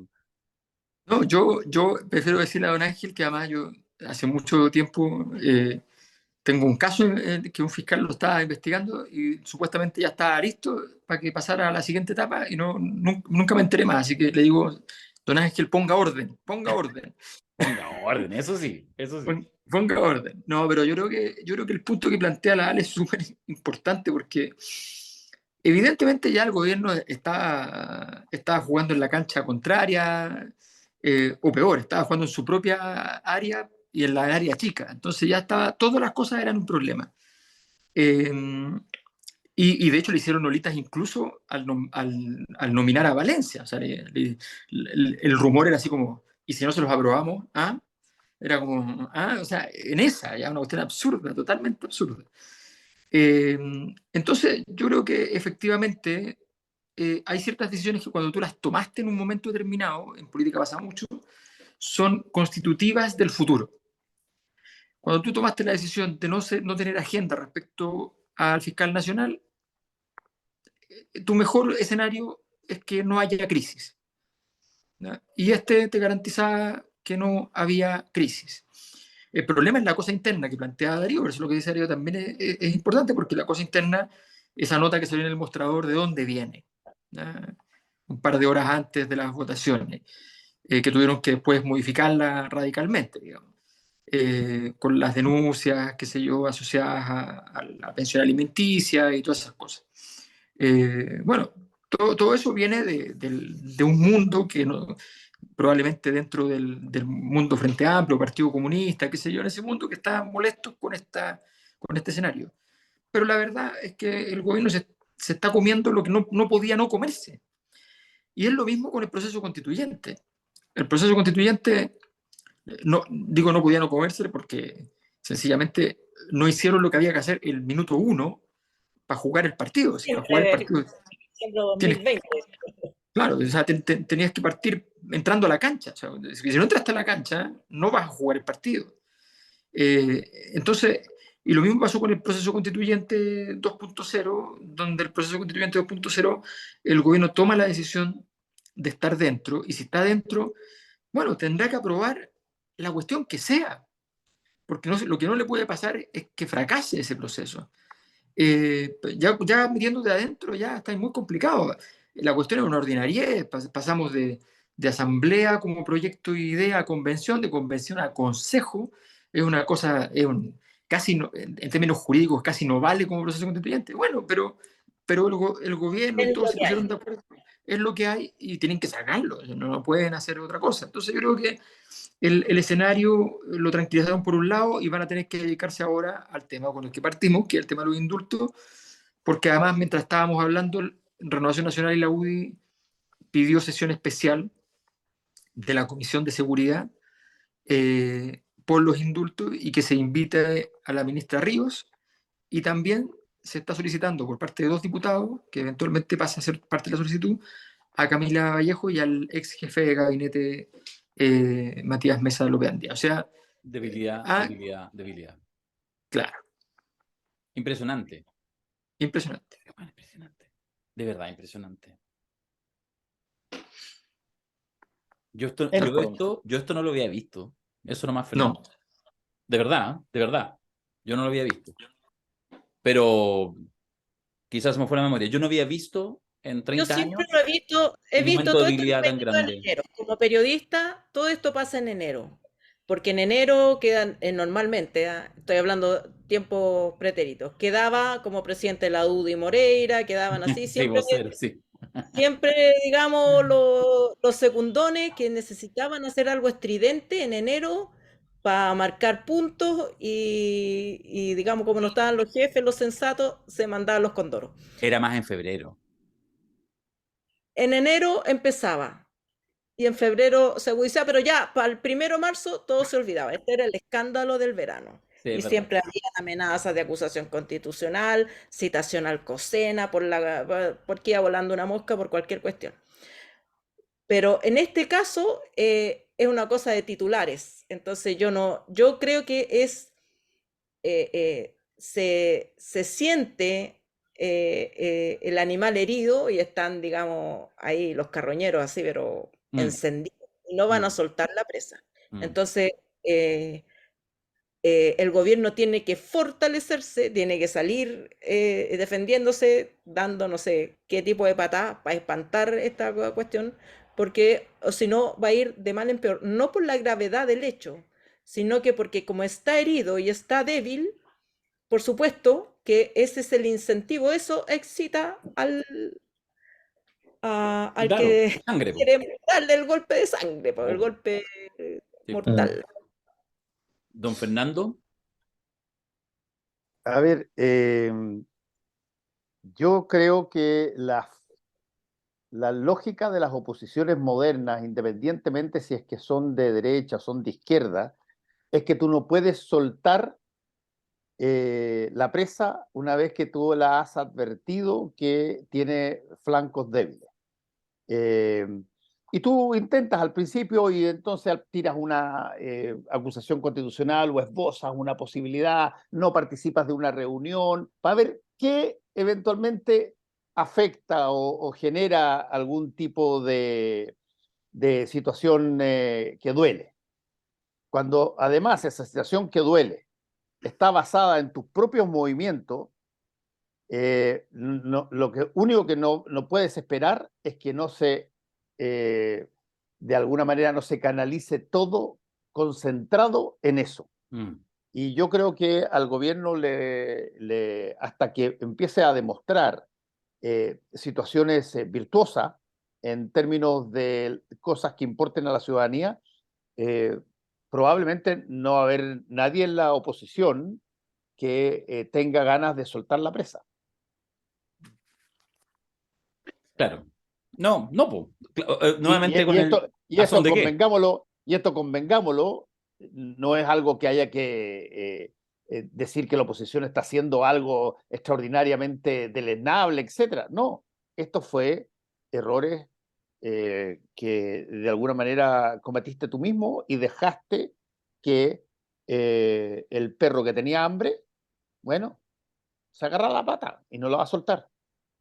Ahora, yo creo que hay que decir que detrás de Tomando Palco hay gente que está muy contenta de que esto sea así, porque mientras esto sucede, no hablemos de AFP, no hablemos de ISAPRE, no hablemos de educación, no hablemos de gasto fiscal, no hablemos de cosas que realmente importan o que están en el corazón de lo que fue la propuesta o el programa de este equipo de gobierno.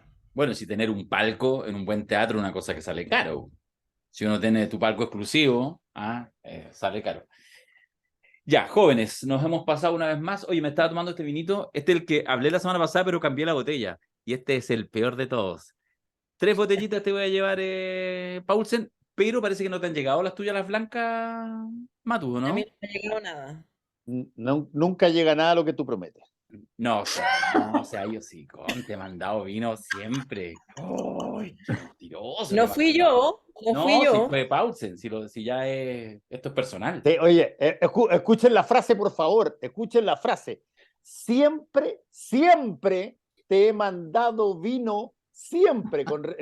La palabra siempre es exactamente lo opuesto a nunca. Y por lo tanto tengo yo mi bodega llena de vino porque siempre me ha mandado vino. Estoy llamando ahora al tiro a todos mis amigos vineteros para que te tapen ahí la conserjería con vino y todo el mundo diga ahí en tu edificio, oye, Paulsen, está acá ya más curado, ya no toma solo Negroni. Oye, agradecer a los amigos de la Editorial Planeta que mandaron Contra la Libertad, lo empecé a ojear, me parece súper interesante, cuando lo lea completamente se los opinaré, pero está súper bueno, así que muchas gracias, bueno, a la Editorial Planeta y a los autores del libro. Muchas gracias, Andrés Biel y Germán Vera. ¿Cuál es la bajada del libro que dice ahí? ¿Por qué la ilusión de elegir dañó nuestra convivencia? Pero habla de la importancia de elegir. Sí, habla mucho de la importancia llaman de la arquitectura de la seguridad social, más allá, digamos, como de lo concreto. Esta idea de que uno elige AFP, que uno elige ISAPRE. Sí, ya, pero, está hablando de ilusión institucional, no ilusión, no elección de personas. ¿Sí? Hay que pensar cómo las pensiones, la educación, la salud y sus contornos constitucionales pueden convertirse en una dimensión de nuestra pertenencia, de sano orgullo compartido que modere las incertidumbres que enfrentamos como individuos. Todo eso de la seguridad social. Sí, la importancia. Ya, con el gato de la Ale en pantalla, agradecerles, muchachos. El próximo martes es el último podcast, propiamente tal, y cerramos la 4ª temporada de La Cosa Nostra. Después igual vamos a subir algunas cositas, igual los vamos a entretener en enero y febrero, pero nosotros nos vamos a tomar, al menos de este espacio, unas necesarias vacaciones. Así que lo voy a estar como... Nos está dando la cortada porque se acostó arriba del computador. Yo voy a ¿En estar serio? activo en Como febrero, ya, así que voy a estar como cállese. Krusty el payaso, Sí, no, Mayol como Krusty el payaso haciendo transmitiendo transmisiones 24 solo. horas. Sí. Le voy a cambiar todas las claves al YouTube, al Spotify. Si no, cuando llegue va a haber 50 capítulos de La Cosa Nostra con unos soliloquios de Alberto, a lo más acompañado de sus hijos, una cosa así. Ya, chiquillos, un placer. Oye, espérate, nos vemos entonces viernes y sábado. Bueno, nosotros Sí. cuatro nos vemos el sábado en los Padrino Awards. Vamos a estar desde el viernes en el seminario y el próximo martes en el podcast de La Cosa Nostra. Stop. Que estén súper. Chao. Que les vaya bien. Chao.